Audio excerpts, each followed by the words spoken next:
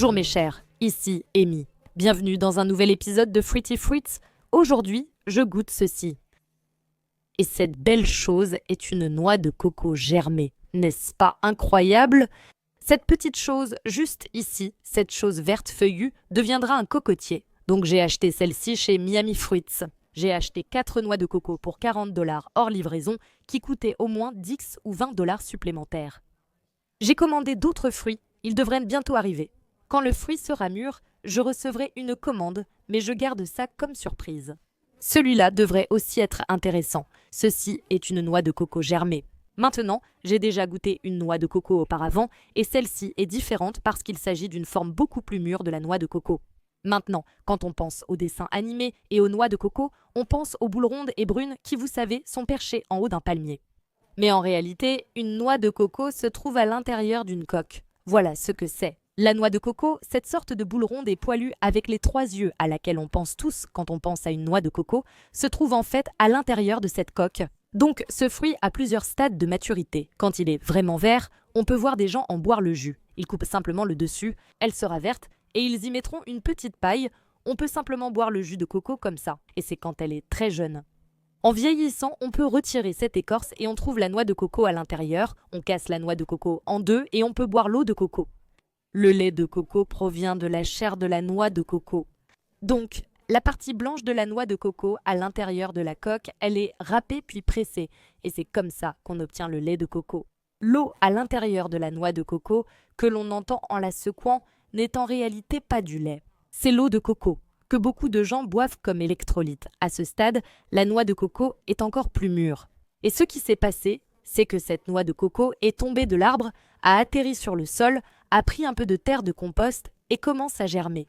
En fait, je pense que lorsque les gens veulent que ces noix de coco germent ou qu'ils veulent les encourager à germer, ils les enterrent en fait dans un peu de terre. Donc, pendant que la germination a lieu, l'énergie de la noix de coco, la partie blanche et pulpeuse, est utilisée pour développer la tige et les racines, qui deviendront le nouvel arbre.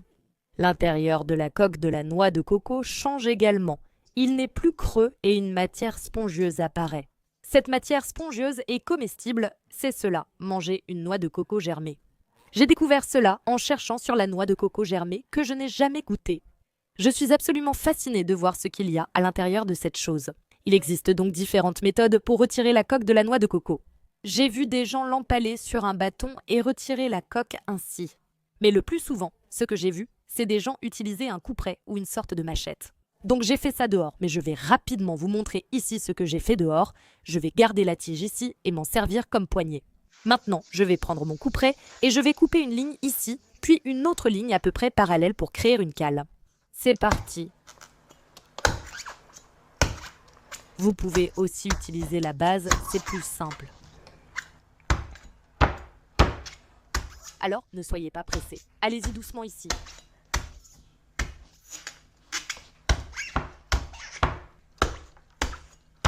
Hier soir, j'ai vu une vidéo d'un homme nommé Cap du Centre culturel polynésien enlevant la coque d'une noix de coco avec ses dents. C'est fou, c'est fou. C'est vraiment incroyable. Très bien, c'est parti. Ce matériau est la fibre de coco, utilisée pour fabriquer de la corde, aussi appelée bourre de coco. Je l'ai déjà vu utilisé dans le compost, mais c'est vraiment un matériau fibreux et dufteux. C'est la noix de coco. N'est-ce pas génial? Il y a une petite noix de coco nichée juste à l'intérieur. Et puis tu vois que cette pousse sort directement de la noix. Alors on continue à faire ça en utilisant nos muscles. D'accord. J'ai déjà utilisé mes muscles avec ça dehors.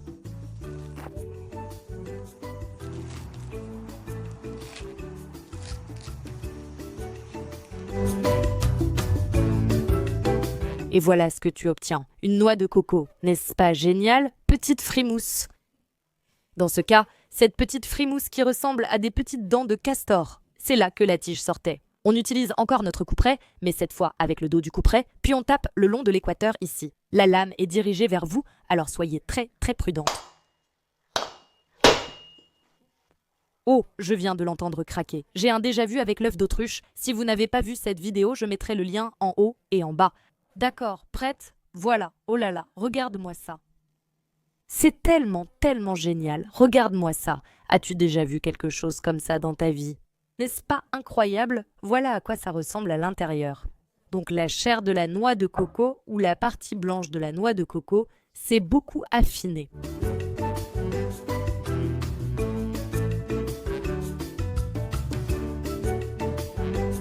Déjà, n'est-ce pas incroyable? Ça ne ressemble en rien à ce qu'on imagine quand on pense à une noix de coco. Même si ce côté-là, oui.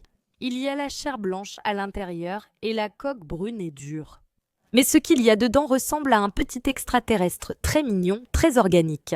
Il y a tous ces recoins, ces convolutions. Donc c'est blanc à l'intérieur et jaune à l'extérieur. Et cassons-le pour voir quelle est la texture. Tu entends ça?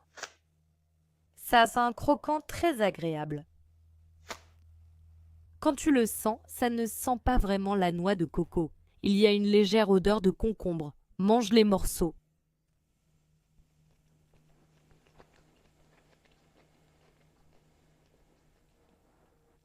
Waouh, ça a une texture que je n'ai jamais expérimentée auparavant. C'est très léger, mais il y a un petit côté croustillant.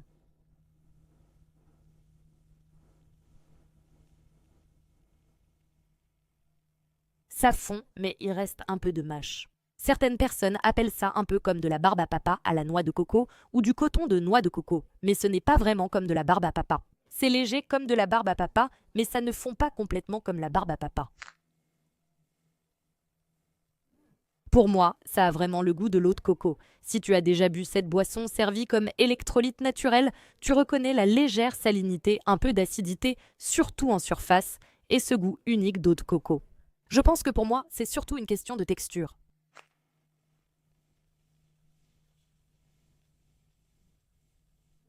Le croquant est satisfaisant. Dans ta tête, on dirait presque que tu croques dans une pomme ou une poire, mais la texture est complètement différente. Pas farineuse, mais juste un peu moelleuse. Et à la fois croquante et spongieuse. Mais la porosité de celle-ci est très fine. Ce n'est pas comme si vous mordiez dans une éponge à vaisselle avec de gros trous. Ici, c'est vraiment, vraiment très fin. Donc, c'est presque comme si vous croquiez dans, disons, une poire asiatique. Vous avez ce joli croquant, mais ce n'est pas aussi juteux. Et les pores sont vraiment, vraiment petits. Donc c'est juste un croquant délicat. C'est bon. Ça me rappelle un peu le tofu, si je devais faire une analogie. C'est un peu comme une toile vierge. Il y a un peu de goût, mais pas énormément. La texture est vraiment intéressante.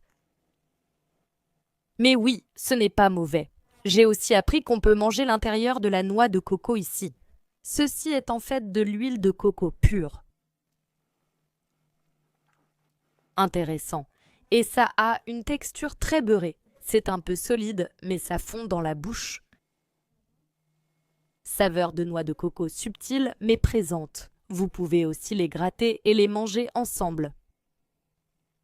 Ça change vraiment la saveur. Ça a un goût plus coco, mais encore une fois, ce n'est pas aussi fort que la noix de coco râpée. Voilà donc, la magnifique et incroyable noix de coco germée. Si vous êtes dans une région tropicale, cherchez-en.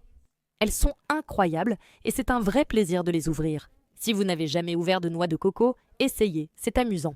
J'espère que cela vous a plu et que vous avez appris quelque chose. N'oubliez pas de jeter un œil à la playlist des fruits fruités où je goûte d'autres fruits intéressants. N'oubliez pas de vous abonner, aimer la vidéo, la partager et me suivre sur les réseaux sociaux. Et je vous le retrouve dans la prochaine vidéo. Talus, prenez soin de vous, au revoir.